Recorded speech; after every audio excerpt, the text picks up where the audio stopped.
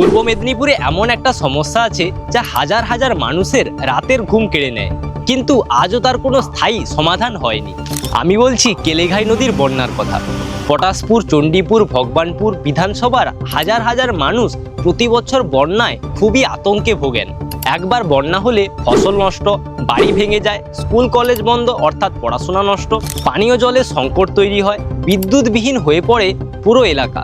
সবথেকে কষ্টের বিষয় হলো এটা, আমরা এখানকার স্থানীয় ছেলেমেয়েরা ছোট থেকেই এই বন্যার গল্প শুনছি ও প্রত্যক্ষ আমরা লক্ষ্য করছি। বহু বছর ধরে মানুষ এই কষ্ট সহ্য করে আসছে।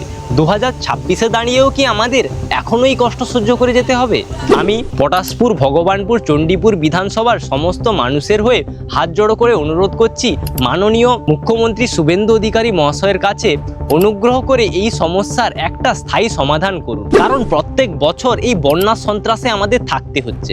আপনিও যদি মনে করেন এই সমস্যাটা সরকারের অগ্রাধিকারে থাকা উচিত, দ্রুত স্টেপ নেওয়া উচিত, তাহলে ভিডিওটাকে বেশি বেশি করে লাইক করুন ও শেয়ার করুন, যাতে সরকারের কাছে আমাদের কষ্টটা পৌঁছায় ও ওনারা দ্রুত সমাধানের চেষ্টা করে। ধন্যবাদ।